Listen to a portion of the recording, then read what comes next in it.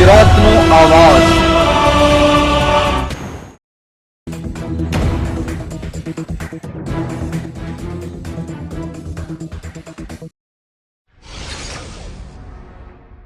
ભરૂચના આમોદ તાલુકાના કાંકરિયા ગામના કૂવામાં પડેલા મગરનું વન વિભાગની ટીમે રેસ્ક્યુ કર્યું। મગરનું મેડિકલ ચેકઅપ કરાવ્યા બાદ સલામત જગ્યાએ છોડી મુકાયો।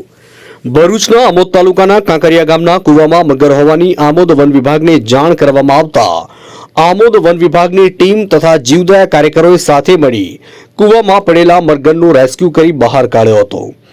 आज सामाजिक वनीकरण रेंजनो स्टाफ फील्ड में हो ते दरमियान ए लोगोने बातमी मळे कि काकरिया गाम खातेथी एक विशाळकाय मगर कूવામાં પડેલો છે। જેથી સ્ટાફ સાથે તાત્કાલિક સ્થળ પર પહોંચી મગરને કૂવામાંથી બહાર કાઢવાનું રેસ્ક્યુ કરી એને સહી સલામત અત્યારે રેન્જ કચેરી ખાતે લાવેલ છે। ત્યારબાદ વેટરનરી ડૉક્ટરને બોલાવી તેનું પરીક્ષણ કરાવી તંદુરસ્ત અવસ્થામાં હોય તેને કુદરતી નૈસર્ગિક વાતાવરણમાં છોડવાની પ્રક્રિયા હાથ ધરવામાં આવશે।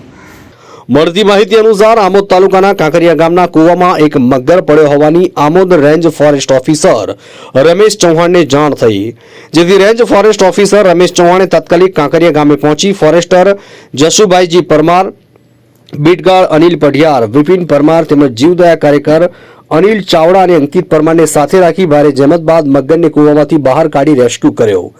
ત્યારબાદ મગરને આમોદ વન વિભાગની કચેરીએ લાવી આમોદના પશુ ચિકિત્સક પાસે મગરનું મેડિકલ ચેકઅપ કરાવ્યા બાદ મગરને સલામત જગ્યાએ મુક્ત કરવામાં આવ્યો હતો। આમોદથી અમારા પ્રતિનિધિનો રિપોર્ટ।